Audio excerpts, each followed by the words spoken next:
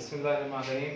कल हमने इसी जो हमारे पास ये डाटा था इसका हमने स्टैंडर्ड डेविएशन निकाला था। स्टैंडर्ड डेविएशन निकालने के बाद अब उसी स्टैंडर्ड डेविएशन के मुताबिक जो है हमने इसका जी स्कोर और टी स्कोर मालूम करना है, यानी टी स्कोर और जी स्कोर।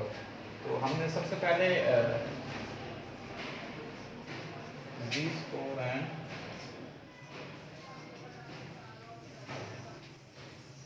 तो जब भी पेपर में क्वेश्चन आता है तो उसमें आपका स्टैंडर्ड डेविएशन पहले से दिया होता है। अगर टी जी स्कोर मालूम करना है या टी स्कोर मालूम करना है तो पहले हमने किसी भी जो टेस्ट हमारा होता है, कोई भी जब हम स्कोर निकालते हैं तो पहले जी स्कोर निकाला जाता है और जी स्कोर के से हम फिर उसका टी स्कोर निकालते हैं। तो इसमें आपको ये दो चीज़ें दी जाएंगी, आपका जो है वो एक्स वैल्यू दी जाएगी, उसके बाद फ्रीक्वेंसी दी जाएगी। ये दो चीज़ें कल भी हमारे जब हमने स्टैंडर्ड डेविएशन निकाला था तो उसमें चीज़ें मौजूद थी।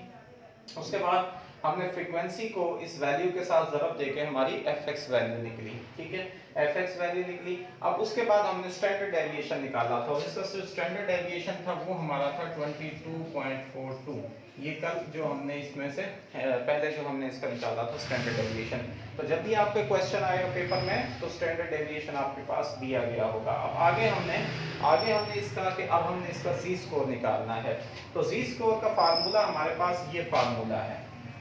ये x से मुराद हमारी ये यहाँ पे जो दी गई वैल्यू है ये वैल्यू होगी। m से मुराद हमारा जो मीन हमने निकाला था वो था हमारा कल 79.09, यानी जो हमारा मीन था वो 79.09 था, ये मीन था। और उसके बाद s फॉर स्टैंडर्ड डेविएशन, यानी मीन स्टैंडर्ड डेविएशन को हमने मीन के ऊपर तकसीम कर देना, उसमें से हमने x वैल्यू जो है वो माइनस कर देनी है, तो वो हमारे पास आ जाएगा हमारा ये z स्कोर आ गया। जैसे हमारे पास ये 125 हमारी ये वाली वैल्यू है, उसमें से माइनस किया हमने मीन को। मीन दोबारा से मैं आपको बता दूं कि fx ओवर f, ये हमारी fx जो है इसको टोटल इसका सॉल्यूशन fx लेंगे, टोटल को जमा करेंगे, वो 1600 समथिंग हमारी आई थी। उसके बाद जो हमारी टोटल फ्रीक्वेंसी है इसको हमने जमा करना है, जिसको समीशन f या सिग्मा f कहते हैं, वो हमारे पास टोटल 21 थी। तो उसको हमने तकसीम करने से हमारा मीन निकल आया था 79.09। तो ये हमारे पास इसकी x की वैल्यू है, ये x वैल्यू 125, उसमें से माइनस किया हमने मीन को और उसको तकसीम कर दिया हमने स्टैंडर्ड डेविएशन के ऊपर। ये जो हमारा स्टैंडर्ड डेविएशन है, तो इस तरह से हमारा ये जी स्कोर निकल आया। इसी तरह से हमने तमाम के जो है वो जी स्कोर निकालने हैं। तो वैल्यूज होगी जैसे ये 84 है, 84 के हमारे पास 84 माइनस 79.09, उसको तकसीम किया 22.42 जो स्टैंडर्ड डेविएशन है, तो वैल्यू हमारे पास 0.22 जो है वो निकल आई। तो ये डेसिमल्स में होती है, याद रखना ये डेसिमल्स में होती है, छोटी फ्रीक्वेंसी होती है जो हमारी जी स्कोर की है।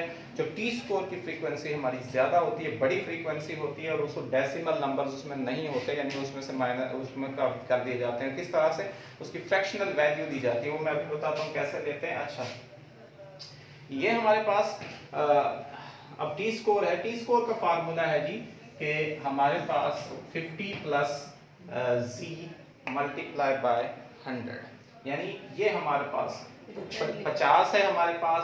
ये जी वैल्यू जो हमारी इधर जी स्कोर आया वो वाला, और उसको हमने जरब देंगे 10 के साथ, तो ये हमारा निकल आएगा टी स्कोर।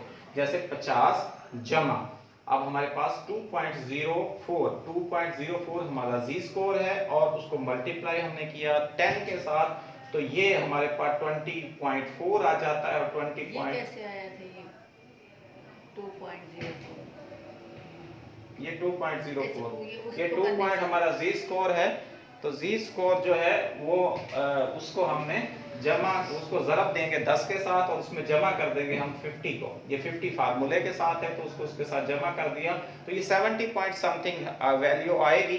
अगर 70.4 तक है तो हम 70 लिखेंगे, अगर 70.5 या 5 से ज़्यादा हो जाएगी तो फिर हम 71 लिखेंगे, ये याद रखना। अगर 5 से कम है, 5 है या 5 से कम है तो फिर हमारे पास वो, और अगर ज्यादा है तो अगली वैल्यू उसमें लिख दी जाएगी। तो इस तरह से हमने इसका ये करना होता है। ऐसे ही हमने 50 यहाँ पर हमारे जी स्कोर 0.35 था, तो 0.35 मल्टीप्लाई बाय 10 इन दोनों को पहले ज़रब देना है, फिर उसमें 50 को जमा कर देना है। तो इस तरह से हमारा जो है ये जी स्कोर निकल आता है। तो ये है जी हमारा जी स्कोर और टी स्कोर निकालने का फार्मूला।